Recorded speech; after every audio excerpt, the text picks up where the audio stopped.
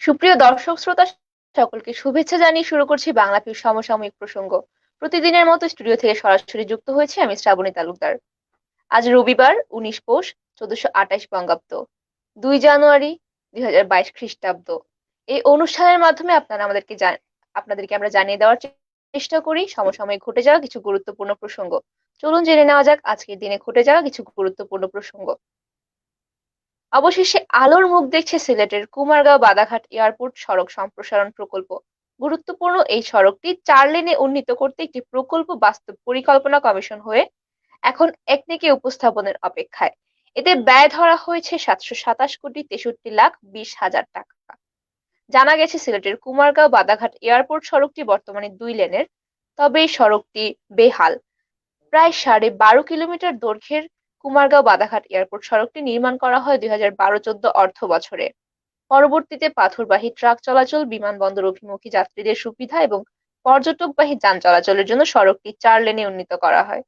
4 লেনে উন্নীত করার দাবি ওঠে। এর প্রেক্ষিতে 2016 সালে প্রকল্পটি প্রস্তাবনা তৈরি করা হয় এবং পরের বছর 4 লেনের সঙ্গে সড়কের সাথে 2টি সার্ভিস লেন যুক্ত করে তৈরি করতে সংশোধিত প্রস্তাবনা দেওয়া হয়। গুরুত্বপূর্ণ সড়কটি সম্প্রসারণের দাবি ওঠে সিলেটের রাজনৈতিক, সামাজিক ও ব্যবসায়িক নেতৃবৃন্দের কাছ থেকে। সাধারণ মানুষও এই দাবির সঙ্গে একাত্মতা পোষণ করেন। একটি প্রতিনিধি দল সিলেট নগরীর রায়নগরের সহজের রেস্ট হাউসে রাজনীতি ও পেশাজীবীদের সঙ্গে সড়কটির অবস্থা নিয়ে মত বিনিময় করেন। প্রতিনিধি দলের প্রধান জাকির হোসেন সেখানে বলেছিলেন, বাইপাস সড়কটির বাস্তবতা অবস্থা পর্যবেক্ষণের জন্য আমরা সিলেটে এসেছি। আমাদের পর্যবেক্ষণ সংশ্লিষ্ট দপ্তরে জানাবো। আগের প্রস্তাবিত নকশা 2-3 মাস সময় লাগতে পারে, আর 6 মাসের মধ্যে কাজ শুরু হওয়ার ব্যাপারে আমরা আশাবাদী। সংশ্লিষ্ট সূত্র জানিয়েছে, কুমারগাঁও বাধাঘাট এয়ারপোর্ট সড়ক 4 লেন করার বিষয়ে সড়ক পরিবহন ও সেতু মন্ত্রণালয় থেকে 2021 সালের মাঝামাঝি সময়ে একটি প্রস্তাবনা আসে। ওই বছরের 25 আগস্ট প্রকল্প মূল্যায়ন কমিটির সভা অনুষ্ঠিত হয়। সভা থেকে আসা সুপারিশগুলো প্রতিপালন করার পর সম্প্রতি পরিকল্পনা কমিশনের প্রকল্পটি একনেকের বৈঠকে উপস্থাপনের সুপারিশ করেছে। আরো উল্লেখ করা হয়েছে, বর্তমানে কোম্পানিগঞ্জের ভোলাগঞ্জ থেকে পাথর বহনকারী ট্রাকগুলো সিলেট শহরের মধ্যে দিয়ে যাতায়াত করে।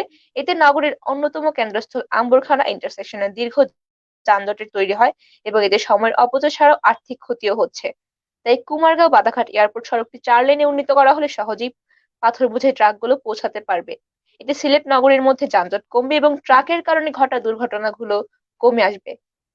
এ বিষয়ে পরিকল্পনা কমিশনের ভৌত অবকাঠামোগত বিভাগের সদস্য সচিব মামুন আল রশিদ সংবাদ মাধ্যমকে বলেন, প্রস্তাবিত প্রকল্পটি বাস্তবায়িত হলে সিলেট ওসমানী বিমানবন্দরের সাথে সুনামগঞ্জ, মৌলভীবাজার ও হবিগঞ্জ জেলার যানজট মুক্ত নিরবিচ্ছিন্ন সড়ক যোগাযোগ স্থাপন হবে। এছাড়া সিলেটের ভোলাগঞ্জ হতে চলাচলকারী ট্রাক ও অন্যান্য ভারী যানবাহনের জন্য প্রকল্পটি অনুমোদনযোগ্য বলে মনে করছে কমিশন।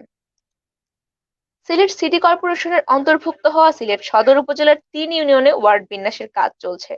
ইতিমধ্যে সিলেট সিটি কর্পোরেশনের জরিপ শেষে সম্পত্তিও হস্তান্তর করা হয়েছে বলে জানিয়েছে উপজেলা প্রশাসন সূত্র।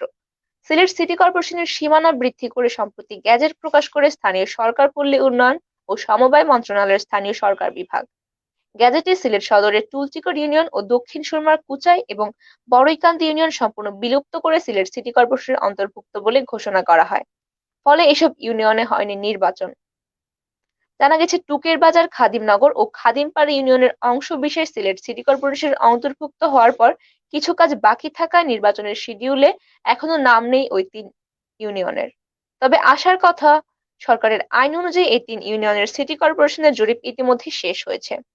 সিলেট সিটি কর্পোরেশনের অন্তর্ভুক্ত হওয়া ওয়ার্ড বা মৌজার সম্পত্তিও হস্তান্তর করা হয়েছে। এখন নতুন ভাবে ওয়ার্ড বিন্যাসের কাজ চলছে। এই কাজ আগামী সপ্তাহ দুয়েকের মধ্যে শেষ হতে পারে বলেও জানিয়েছে উপজেলা প্রশাসনের নির্ভরযোগ্য সূত্র। সুনামগঞ্জের দিরাইয়ে নির্বাচন পরবর্তী সহিংসতার ঘটনা ঘটেছে। 2 চেয়ারম্যান প্রার্থীর সমর্থকদের মধ্যে ধাওয়া পাল্টা ধাওয়ায় এক পর্যায়ে গোলাগুলির ঘটনা ঘটে। এ সময় দুই পক্ষের 4 জন আহত হওয়ার খবর পাওয়া গেছে। আজ সকাল 10:30টার দিকে উপজেলার তারুল গ্রামে এই ঘটনাটি ঘটে। জানা যায়, চতুর্থ ধাপের ইউপি নির্বাচন দিরাই উপজেলার তারল ইউনিয়নে আওয়ামী লীগের মনোনীত প্রার্থী ছিলেন তারল গ্রামের আহমদ চৌধুরী এবং একই গ্রামের বাসিন্দা ও ওয়ার্ড বিএনপির সভাপতি সুফি মিয়া নির্বাচনে পরাজিত নৌকা প্রতীকের চেয়ারম্যান পদপ্রার্থী আহমদ চৌধুরীর বিরোধিতা করেন। গত শনিবার দুপুরে দিরাই বাজারের হাইস্কুল রোডে আহমদ চৌধুরীর ছোট ভাই সিলেট স্বেচ্ছাসেবক লীগের সদস্য সুজন চৌধুরী হামলা করেন এবং বিষয়টি স্থানীয়ভাবে আপোষ নিষ্পত্তির চেষ্টা করা হলে তারা রাজি হননি এবং মারধর করে আহত হয়ে হাসপাতালে ভর্তি। নির্বাচন কমিশন গঠন নিয়ে রাষ্ট্রপতির সঙ্গে সংলাপে অংশ নিতে সুযোগ দেওয়ার দাবি জানিয়েছে বেশ কয়েকটি অনিবন্ধিত রাজনৈতিক দল। আজ জাতীয় প্রেস ক্লাবের সামনে অনিবন্ধিত রাজনৈতিক দলের সমন্বয় পরিষদ আয়োজিত মানববন্ধনে বক্তারা এসব দাবি জানান। মানববন্ধনে বক্তারা বলেন, শুধু নিবন্ধিত দলগুলোর সঙ্গে একতরফা নির্বাচন নিয়ে সংলাপ নয়, অনিবন্ধিত দলগুলো দেশের অগ্রগতির কাজে নানাভাবে ভূমিকা রাখছে, তাই নির্বাচন নিয়ে অনিবন্ধিত দলগুলোর সঙ্গে সংলাপে বসতে হবে। অনিবন্ধিত দলগুলোর নেতারা আরো বলেন, রাষ্ট্রপতি নির্বাচন কমিশন গঠনের জন্য যে সংলাপ করেছেন তা অবশ্যই আরো প্রশংসনীয় এবং গ্রহণযোগ্য হবে যদি তিনি একটি সার্বজনীন সংলাপের উদ্যোগ নেন। মানববন্ধনে সভাপতিত্ব করেন বাংলাদেশ লিবারেল ডেমোক্রেটিক পার্টি ও অনিবন্ধিত রাজনৈতিক দল সমন্বয় পরিষদের চেয়ারম্যান এম নাজমুদ্দিন আল আজাদ। সংহতি জানিয়ে অংশগ্রহণ ও বক্তব্য দেন প্রায় ৩০টিরও অধিক অনিবন্ধিত রাজনৈতিক দল এবং জোটের নেতারা। একই করোনার রক্ষী নেই, তার উপরে বিপুল শক্তিধর নতুন এক রোগের আতঙ্ক শুরু হয়েছে। করোনার পর এই রোগের নাম দেওয়া হচ্ছে ফ্লোরোনা। এই রোগ হলে যেমন একদিকে হচ্ছে করোনা, সঙ্গে হচ্ছে ইনফ্লুয়েঞ্জাও। ইসরায়েলের তেল আবিবে এই রোগের সন্ধান পান চিকিৎসকরা। আরব নিউজ একটি টুইটে জানায়, ইসরায়েলে প্রথম করোনা ধরা পড়েছে। একজনের করোনা ও ইনফ্লুয়েঞ্জা একসঙ্গে হয়েছে। এর মধ্যে ইসরায়েলের প্রশাসন সেদেশে চতুর্থ করোনার টিকা দেওয়ার কাজ শুরু করেছে। যে সমস্ত মানুষের বিভিন্ন কোমরটিভিটি রয়েছে তাদের চতুর্থ টিকা দেওয়ার কাজ চলছে। সারা পৃথিবীর মতো ইসরায়েলেও করোনার ওমিক্রন ভ্যারিয়েন্ট নিয়ে ভাবনায় আছে। সে দেশের স্বাস্থ্য মন্ত্রণালয়ের মহাপরিচালক ন্যাচম্যান অ্যাশ কোমরটিভিট বলেছেন, এমন মানুষকে টিকা দেওয়ার কথা ঘোষণা করেন। তৃতীয় টিকা নেওয়ার পর যাদের ৪ মাস কেটে গেছে তারাই চতুর্থ টিকা পাবে। মাদকদ্রব্য নিয়ন্ত্রণ আইনের মামলায় চিত্রনায়িকা পরীমনি সহ ৩ জনের বিরুদ্ধে অভিযোগ গঠনের বিষয়ে শুনানি পিছিয়েছে। ৫ জানুয়ারি অভিযোগ গঠনের শুনানির নতুন দিক ঠিক করেছেন আদালত। ঢাকার বিশেষ জজ আদালত ১০-এর বিচারক মোহাম্মদ নজরুল ইসলাম আজ রোববার এই দিনটি ঠিক করেছেন। পরীমনি সহ ৩ জনের বিরুদ্ধে করা মাদক মামলায় অভিযোগ গঠনের বিষয়ে আজ শুনানির দিন নির্ধারিত ছিল। পরীমনি আদালতে হাজিরও হন। তবে ঢাকার আইনজীবী সমিতির সাবেক সাধারণ সম্পাদক আইয়ুব রহমান মারা যাওয়ার পর আদালতের কার্যক্রম পূর্ণ মুলতবি ঘোষণা করা হয় এবং এজন্য মামলার অভিযোগ গঠনের শুনানি পিছানোর দিন ঠিক করেন আদালত। এর আগে ১৪ ডিসেম্বর এই মামলার অভিযোগ গঠনের শুনানির দিন ঠিক ছিল বলে জানা যায়। তবে সেদিন অসুস্থ হয়ে পড়ায় পরীমনি আদালতে হাজির হননি, এজন্য সেদিনও অভিযোগ গঠনের শুনানি পিছিয়ে যায়। সুপ্রিয় দর্শক শ্রোতা, এই ছিল আমাদের হাতে থাকা আজকের গুরুত্বপূর্ণ খবর।